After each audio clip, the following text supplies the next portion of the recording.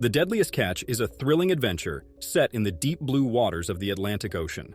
In the rough sea, with winds at 60 knots and waves rising menacingly, Dean Jacob Hutchins has a hefty task on his hands.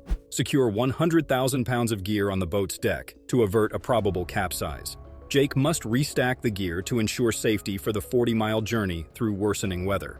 On the boat Brenna, skipper Sean Dwyer is working furiously to install crab pots before the storm forces a shutdown.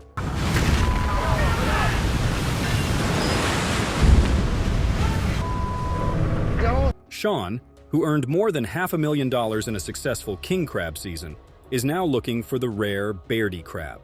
As the storm approaches, Sean intends to dump his pots and flee to shelter. On the same boat, greenhorn Luke Morawski is struggling to keep up with the fast-paced crab boat life. Sean's expertise as a skipper is critical in navigating these treacherous waters, making his duty of securing the pots essential to the crew's safety. The contrast between the experienced skipper and the struggling newbie adds strain to their common goal, securing their catch and successfully sailing through the storm. Skipper Sean Dwyer and his crew confront problems in a large, windy sea 280 miles northwest of Dutch. Battling 45 Brenna, they seek refuge after a marathon set, exercising caution in the 50-knot winds. Meanwhile, Captain Jake Anderson steams 40 miles through the north looking for new territory in the south. He faces the season's worst weather, including increased winds, slick decks, and the risky challenge of carrying heavy metal through the storm. As the storm rages, Sean and Jake, two young skippers, negotiate the dangerous waters. Sean's decisions are influenced by the urgent need for safety, realizing the storm's unpredictable nature. Jake, who has severed relations with Keith, bears the brunt of the duty in the south, confronted with dangerous conditions that exacerbate the risks of his difficult job. The marine drama tells the story of survival, individual choices, and the unrelenting power of nature. On the hunt for explosive pot tactics and welding skills, is tempted back into the traditional derby-style fishery, bringing nostalgia and renewed brotherhood to their maritime adventures. The brothers' explosive pot tactics and welding talents are put to the test once more, demonstrating their long-lasting proficiency in the business. The derby-style fishery emerges as a traditional yet exhilarating episode in their fishing history, propelling them into a new partnership that promises to make waves in the world of crab fishing. In the Northwest, $2.2 million worth of golden king crab await harvest in the Derby fishery. Crews race to get ready and set sail, creating a frenzy. However, unexpected news breaks when Jonathan claims all the crab for himself, leaving nothing for the others. Captain Sig, furious, calls Jonathan to check the story, and to his dismay, Jonathan admits to ordering all of the bait. After months of precise planning and investment in gasoline, food, and bait, the Bering Sea fleets finally cast their nets. Linda stands out among the salty air and pounding waves as a beacon of resilience, demonstrating true grit that marked her apart. The team is determined to negotiate the choppy waters, hoping for a successful harvest. Captain Keith, ready for a thrilling crab-catching trip, goes north with high hopes, appealing to the crab gods and asking for their help in filling his deck with the best catch. He's concerned about the time he's lost and is determined to maximize the biomass haul.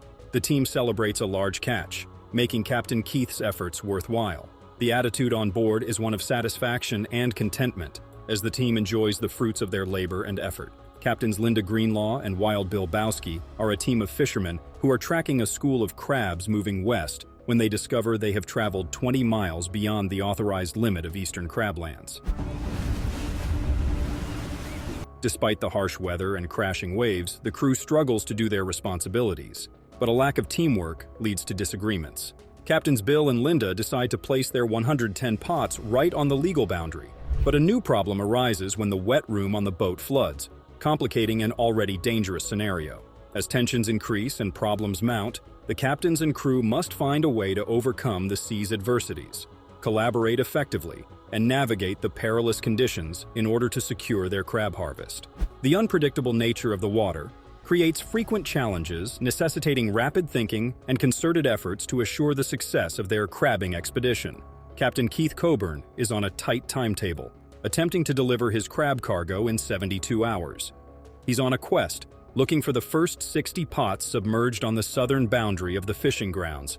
The struggle against dropping dock prices adds urgency to his plan. On the Saga, Captain Jake is equipped with 500,000 pounds of Sean Dwyer's Black Hog, a highly sought-after crab kind, and has secured another 500,000 pounds. Captain Keith makes a risky action to discharge the fish within the allotted 3 days by meticulously distributing his remaining pots, arranging them in a contour of soft bottom. Captain Sig Hansen, preparing for an offload in 72 hours, made a risky decision based on his daughter Mandy's finding of signs of life. He set all 120 pots in anticipation of a successful catch, but their elation was tempered when Captain Sig predicted an impending storm, leaving them a 48-hour window.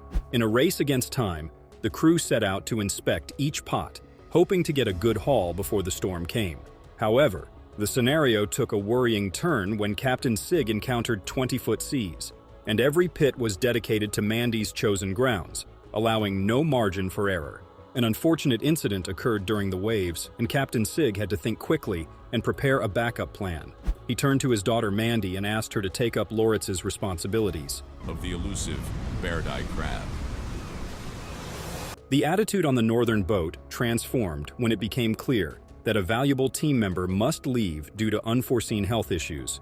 The crew's solidarity is clear as they encourage Loritz during this trying time, realizing that their shared trip on the hostile waters requires each member to be in top form. Captains Jonathan and Andy Hillstrand are working hard at sea, 180 miles northwest, on the Time Bandit. Crewman Jesse McCullum, son of the late engineer Mike McCullum, is on deck working to fill the crab pots. With little over half of their 50,000-pound crab-catching objective remaining and an offload deadline in 4 days, the Hillstrand brothers confront a difficult decision. They decide to haul up the 20 pots placed along a phantom ridgeline, increasing their chances of catching 41 crabs. With the euphoria of a successful crab catch, the team continues their hard work, aiming to reach their goal and dump the valuable cargo on schedule. The next several days will be critical, as the Time Bandit faces the weather and the ticking clock to complete their crab catch objective. Captain Sig Hansen and his daughter Mandy are a team of fishermen who navigate the Bering Sea's Prolof Islands, aiming for golden bird-eye and black cod. The crab count initially disappoints the crew, but when it suddenly soars, Captain Sig is relieved. A gorgeous orca appears near their boat, bringing joy to the crew members. The sight of the orca reminds them of the beauty that surrounds their arduous occupation and the depth of their marine story. Captain Sig is preparing the northwestern boat for a 4-day delivery, and they catch approximately 58 large crabs. However, an orca whale is spotted near the boat, and Captain Sig is unhappy because the whale is keeping him from placing his crab pots.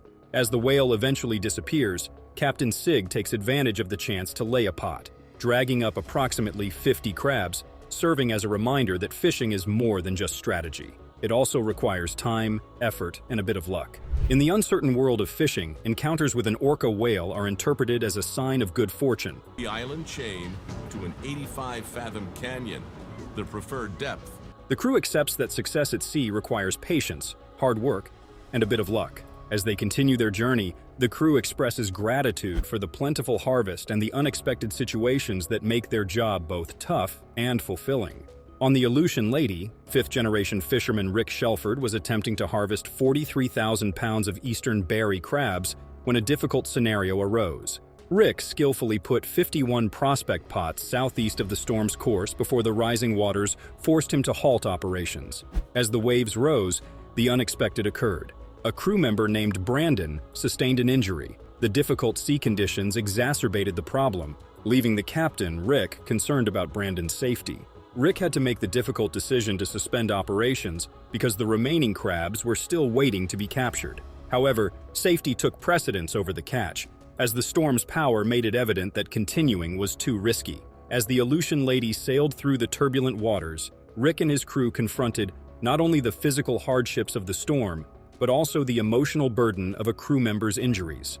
The sea, which was unexpected and formidable, put not only their fishing skills to the test, but also their capacity to adapt and support one another under difficult circumstances. The crew opted to drop their crab pots twice to see if the crabs were nearer the surface. The captain's prayer appeared to work, as the second set yielded a bountiful catch of crabs. The excitement on the boat was apparent as they understood their good fortune. The captain's gratitude for the rich harvest reverberated throughout the boat, instilling a sense of solidarity among the crew. The journey proceeded. 30-day adventures in pursuit of swordfish. punctuated by the rhythmic sounds of waves and the prospect for more successful crab sets in the days ahead. These heart-stopping instances remind us of the resilience, teamwork, and determination required to cross such dangerous seas.